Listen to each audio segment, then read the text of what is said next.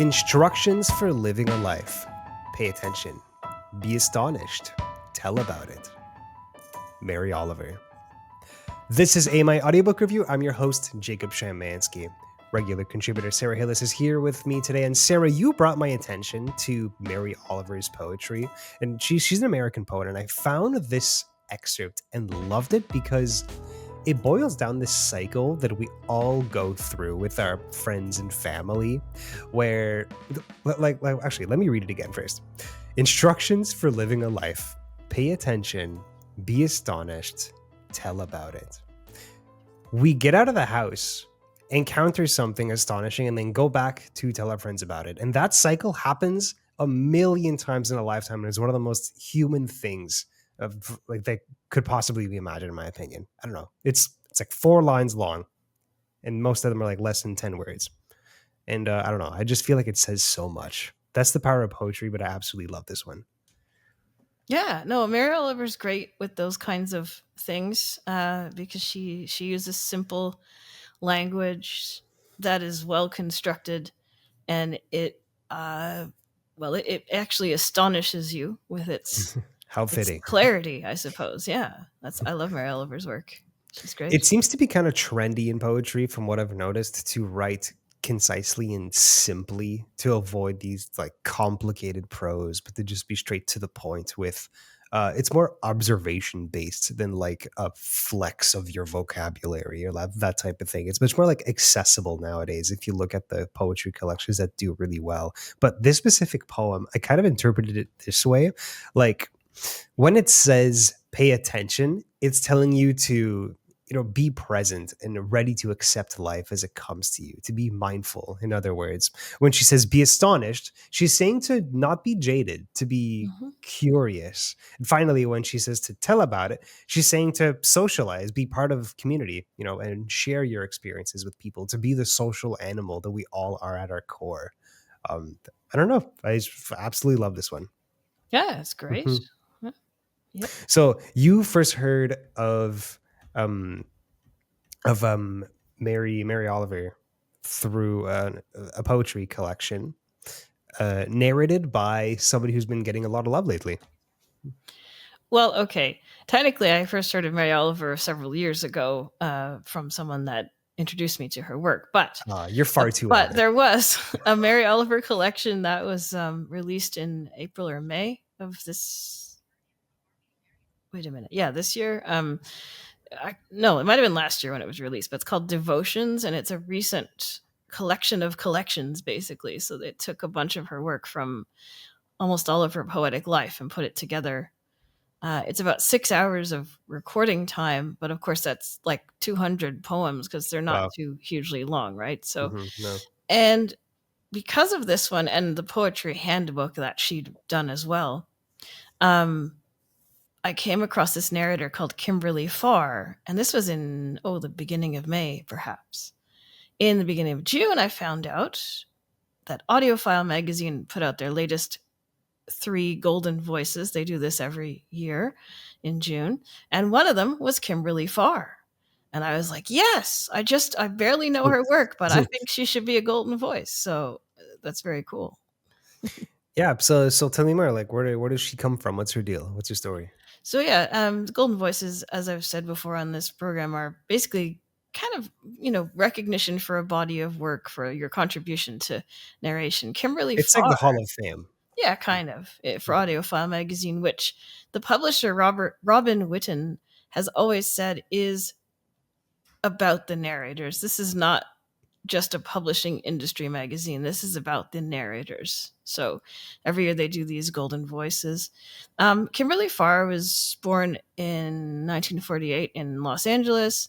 She had her parents were basically in and around show business, because basically you are where they lived. Everybody was. It was just what you did. It was a company town, as she put it. And she got into dancing school in her youth. And then by the time she was 18, she said, I'm going to be an actress. So she went off to New York, because that's what you did back then. And started working on stage and that kind of thing. Got to TV in about 1968 and did various and sundry guest spots. one of them I found, I wouldn't have guessed it was her because she was much younger, was on Star Trek Next Generation in a season 1 episode, which I just was like, that's really her. I'll have to listen to it again, kind of thing. She was kind of a villain of the piece. She was good. And then she met her husband and they got married and they had kids, and she was a mom for a while. So she did mostly mom things and didn't work all the time as an actress because that would have been too hard. And, but then in about the early 2000s, her husband had a job that was a commuting job. So he listened to a lot of audiobooks in the car. And one time she borrowed his car and his audiobook was in there, and you just turn on the stereo and that was the thing that started. So she listened to this and she said she almost crashed the car because she was so excited about the audiobook. She wasn't looking where she was going. And then she thought, I might be able to do this. I'm looking for a way to get back into acting that isn't so onerous, with theater schedules and that kind of thing. And so she sent a demo off to Books on Tape at the time, bought by Random House later, but was Books on Tape at the time. She didn't hear anything for 6 months, probably because they were in the process of getting bought by Random House at the time. So finally, when all that was done, they did get back to her. She started doing some work, and she really loved the narration process because she's always loved reading. So she now gets to read out loud, which is pretty cool. Yeah, and that's something that I'm always going to remind people of, is that narrators love just books generally, and they have to, because to be a good narrator you have to be a good reader, and that means like truly understanding the book, like really enjoying it. And I've asked a couple narrators the question, like, what is it like to narrate a book that you don't enjoy? And most of the time the answer is, I don't do that. Like, they're not going to narrate a book that they don't enjoy if they can choose to. And it's like they'll never choose. Like, it's almost like impossible to narrate a book you don't personally enjoy a little bit. And like you can only imagine why, right? Because you'd hear the scowl.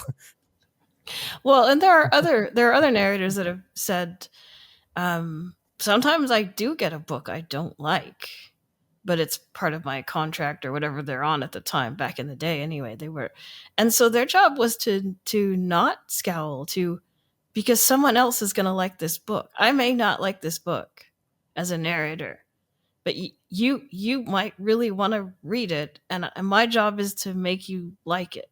Like, That's an unbelievably difficult job, isn't yeah. it?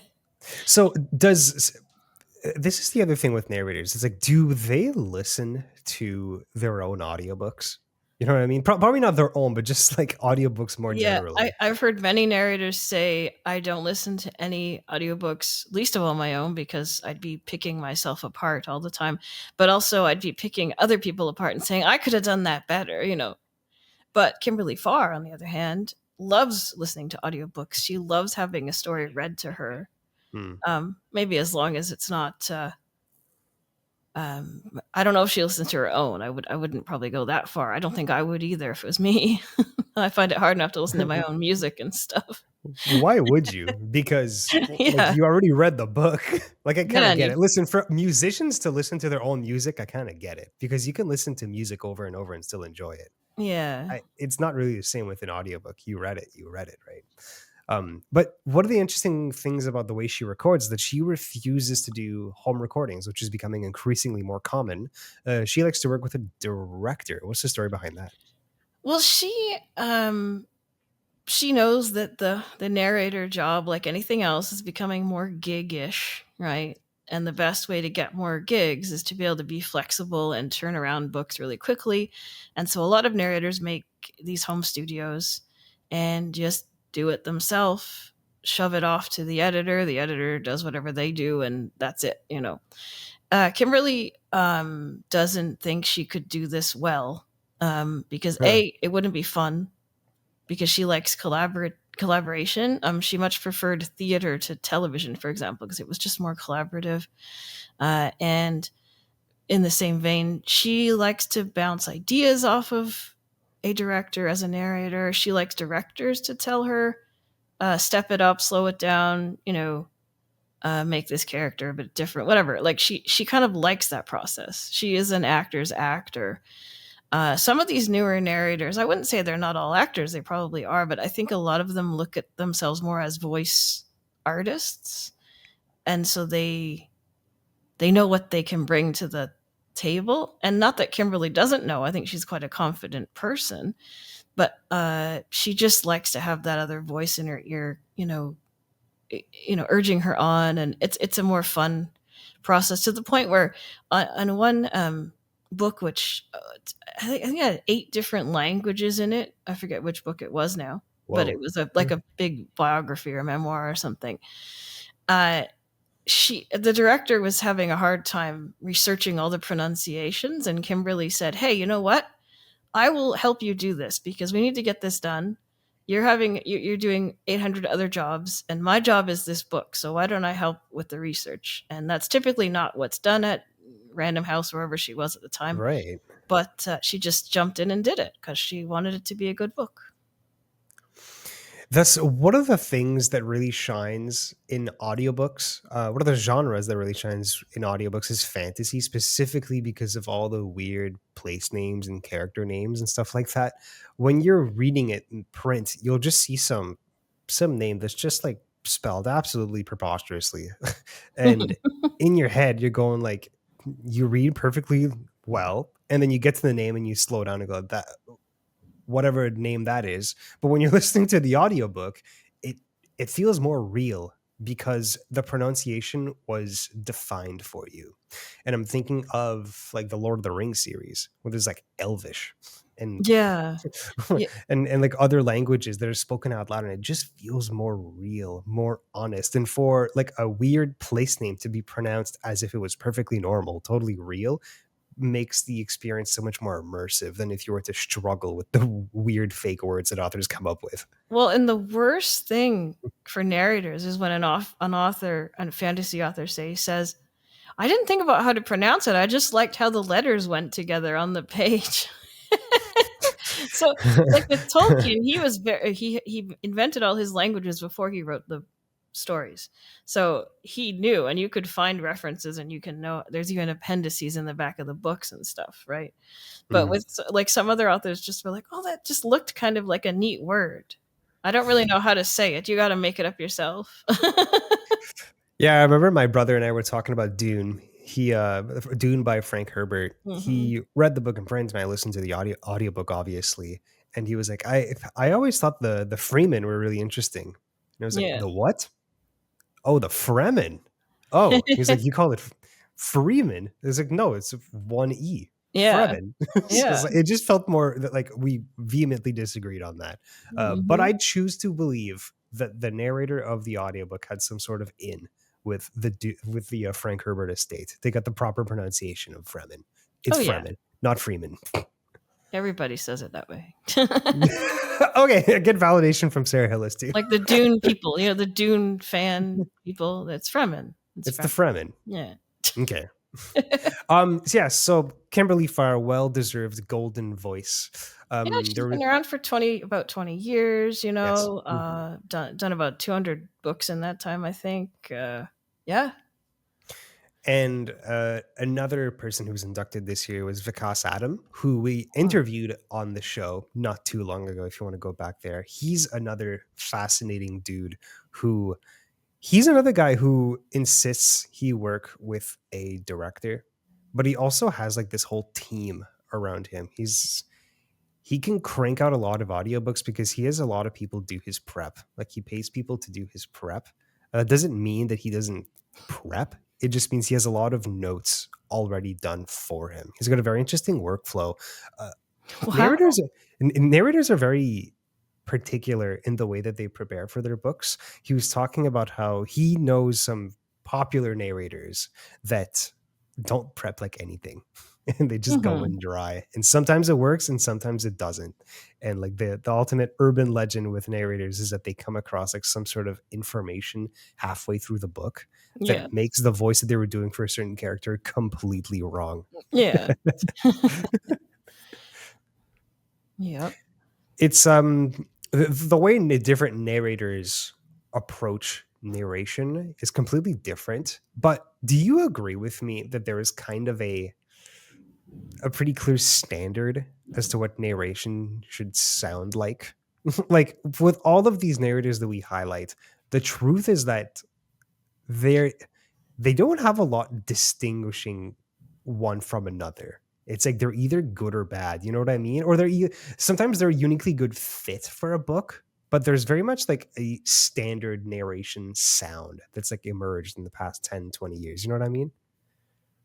Yeah, it's interesting you would say that, because I think there are some veteran narrators who are more, I don't know. I don't know. I don't know if it's getting more performative as time goes on, or like, okay, in the talking book space of the American libraries and the CNIB library and stuff, they were very big on don't put too much acting into your book. Just Yeah. read the book, like make the characters different, but don't freak out about it. Like just make it a Read it well read, dry. read it pretty dry. Hmm. And I was quite used to that when I was, growing up, whatever. And I still don't mind it. Um, but with audiobooks, of course, most of the narrators are actors, and they bring acting to their narration. They all talk about acting with your voice, because you can't move your body. You have to use your voice, and you can't, do facial expressions and that kind of stuff. And so they do. Well, It's you more. can use your body and you can You use can, facial expressions, and it does. You can actually hear the yeah. difference. You It's can one of the unique things about smile, voice acting is it's still acting but what I'm ultimately, but saying they is, do make that distinction. You know? you can't telegraph though with your face. You have to No, use yeah, your voice, right? exactly. So, so yeah, for them it is more performative, but I do find there's a certain crispness that has developed in the narration parts. Of course, the dialogue depends on the characters and what you want to do with them. But yeah, it's how can you even say it? It's a good flow. Most of them have a really good flow to how they narrate. But I do think, yeah, the register, especially with women, I think the register of how you narrate is kind of limited. You don't want to go all over the place and sound like this all the time. That would be silly, right? Yes. So they've developed this way of doing it that seems to work, and there are differences, of course, between um, different narrators, but yeah, it flows well. The diction, of course, is really good. Everybody Crucial. uses amazing diction, and Mhm. yeah, it's there's a bit of an industry standard, I suppose. And that's not necessarily a bad thing, but it does tie into something I've noticed more generally is that the standard for narration is extremely high nowadays. I more often than not, like 95% of the time, the narration is excellent. Even for rather niche books, they still get very good narrators. And it's like well produced. The diction is incredible. It's they clearly put a lot of work into it. And when you go back and listen to older books, you mentioned these like books on tape books from like the early 2000s or even the 90s that are still available on Sela sometimes, which is kind of funny. My God, it used to be like an afterthought. And nowadays, a lot more work is being put into the actual quality of the narration. And this is where I find having a director really helps. Um, because I personally feel like you can tell. I feel like you can tell. Yeah, no, with the CNIB stuff, for example, they were volunteers, so that is one thing to keep in mind. You got what you pay But for, I they guess. were, but they most of them in the beginning, at least most of them, the Wayne Gretzky Tennis Classic helped to start that all off. Wait, what is In that? 19 What's the Wayne Gretzky Tennis This used Classic? to be a tournament in July around now, in July in Brantford, where I grew up, so a bunch of celebrities would come and play tennis, and then it was baseball later, but tennis for the first time, first while. And my stepfather actually was involved in getting that started, and the proceeds from that went to helping the CNIB library record books back No in way. the 70s and 80s. Yeah. Go figure. And I know that Wayne Gretzky, or not Wayne Gretzky directly, but the Gretzky family put a lot of money into the W. Ross School for the Blind in Southern Ontario as well. So Yeah. also into the CNIB. Interesting. Well, Canadian audiobook listeners can thank the Gretzkys for the audiobook industry, or at least part of it. Yeah. But to tie into this conversation of like how high the standard is nowadays, when you look at reviews on Audible for audiobooks, almost every single one of them is going to have some sort of complaint about the narration. That's why I don't look at People are reviews. picky. My God, people are very difficult with their narration. Even books that are like excellently produced Yeah. will have people complaining about them, which tells me an important thing, Sarah. And that's that AI narration is going to be a tough sell. I think tons of people haven't listened to an AI narrated book yet. Once they get one in front of them, they'll be like, "What? This narration sucks. I don't want to listen to this." And if I I go don't on, know. you don't. No, because You're not sure. I don't know, because if I feel like some reviews say things like, I don't know, they breathe in the wrong spot, or like they pick, and like the AI is not going to do that. Like, I don't review narration, because if you're sitting there narrating me an 8-hour or 24-hour book, like, I'm like, go you. Like, I'm not going to be mad at you. Like, thank you for narrating this book. Like, I'm not going to review it. I I mean, don't you also feel- paid for it. Like, well, yeah, but I never have any reason to go like, this narrator was really horrible.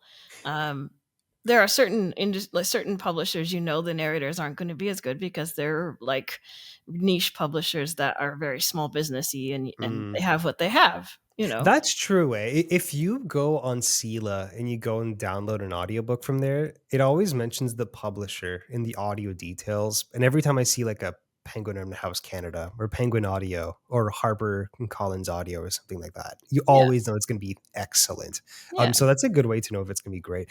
Often when I see AFB or RNAB, I'm like, oh, this might not be great. Oh, Jake. It's kind of hit or miss. Oh, yeah. I'm sorry. Yeah, I know. I mean, okay. It's a When generational thing, man. I think it kind of is, honestly, because I mostly listen to audiobooks that were recorded like post 2010. And by then, the Oh standard was God. much higher, even in quality control, like even in audio quality. So you just don't hear that many mistakes anymore. Like I hear a lot of people complain about old audiobooks where you hear like a dude like lick the tip of his finger and turn the page, and you hear like people shuffling in the back. Like it was just completely half-assed, right? No way you hear that nowadays. Absolutely not happening. But what I considering how many audiobooks I listen to, I hear mistakes almost never. Almost never. What I hear are annoying edits, Okay. because they have to What do come you mean in. by that? They have to come in really tight to get something out, and like the end of a word gets chopped off. Just like the final T of a word gets chopped off. You know what the word is. It's fine. But it's just they're going really tight to I don't know, fix a breath, or whatever you're doing. Like I edit vocal things, spoken vocal things, so I understand this and how it can happen. But yeah, sometimes I just hear like, why did they edit it that way? Could there have been a better way to do it? Was it quick? Did they go Mm, too quickly? This was my whole thing is the production quality more than the narration. I'm I like, well, think that you was have a an rush job. especially I think you have an especially tuned ear to editing voice recordings, because I can't like I've done that stuff too. Like I hear it once in a while, but it's pretty rare. One thing that's underratedly important is how long the pauses are between paragraphs and chapters. There's nothing more annoying than when a chapter ends in like a big cliffhanger, a really big moment, and then half a second later, it just says like chapter 7 moved on. It's like, Yeah, whoa, like, yo, give me time to breathe. Like, I actually need to digest this. yeah. All that to say, the standard is unbelievably high. And even when you don't like a narrator, one thing I've noticed is, especially when you're starting a new book or a new series, sometimes a narrator takes time to grow on you. Same thing with the book. it's one of my favorite book series ever is the Farseer trilogy by Robin Hobb, and it was narrated by an AFB narrator. So went in with low expectations, and like for the first half of the book, I was like, all right, this is good enough, I guess. I wasn't super excited about it, but Jeez. 3 books in, loved it. Like his narration is fantastic. I don't know if the dude was Eric Sandvold. Mhm. He when we got, do you recognize the name? I think so. Yeah. Yeah, 3 books in, it's like I wonder if he started really enjoying the book and started understanding the characters better. But it's like honestly, like that 3rd book was like one of the best narrations I've ever heard, which is funny because the first book started off kind of rough, to be honest. You ever have that experience? Yeah. Well, Yeah. my big thing is if you have to switch narrators in the middle of a series, I can't. That really bothers me. That's tough. That's tough. I mean, in some cases, it's bound to happen. Like, Yeah. for example, the narrator of the A Song of Ice and Fire series, he died. So Yes. whenever the 6th one comes out, if Well, ever, they're gonna have to get a new I narrator, think and that they've dude is gonna done. get so much hate I because think he's I, not the other guy. I think Simon Vance did some of the prequel things. I haven't read them, but Ah, Simon so Van. if you're gonna Okay, pick, that I mean, I would have sooner had him than Roy Dotrice is a great actor, and I mostly liked his stuff, but a couple voices did get changed over the course of like the accents that he used and stuff. So for some reason he chose to give Tyrion a Welsh accent from book 2 onward, which I kind of liked. I liked that. But before that he didn't have that Welsh accent in book 1. So that's picky for you. But I know people gave his like little girl voice a hard time. yeah. He got to be in the series though. He got to be the pyromancer. That's right. Eh? He got Yeah. to make a cameo in the actual TV show. That's awesome. Good for him. Anyways, it's probably going to be Vance that's going to end up reading the 6th one. Sarah, always appreciate your time. Thank you so much for bringing us attention to Kimberly Farr, one of the latest golden voices from Audiophile magazine. We'll talk again next month. All right. That was Sara Hillis. She's a regular contributor to the show. That's all the time we have for today's episode of AMI Audiobook Review. The show airs weekends at 1 p.m. Eastern and repeats every 6 hours. But we also make ourselves easy to find. We're on all the big podcasting platforms, and that includes YouTube. So while you're there, you can subscribe and like our videos. You can send us feedback at audiobookraview@ami.ca. We're going to get to it on the show. And you can also follow us on Instagram at AMI Audiobook Review. That's at AMI Audiobook Review. I'm Jacob Shymanski. You're listening to AMI Audiobook Review. Happy listening.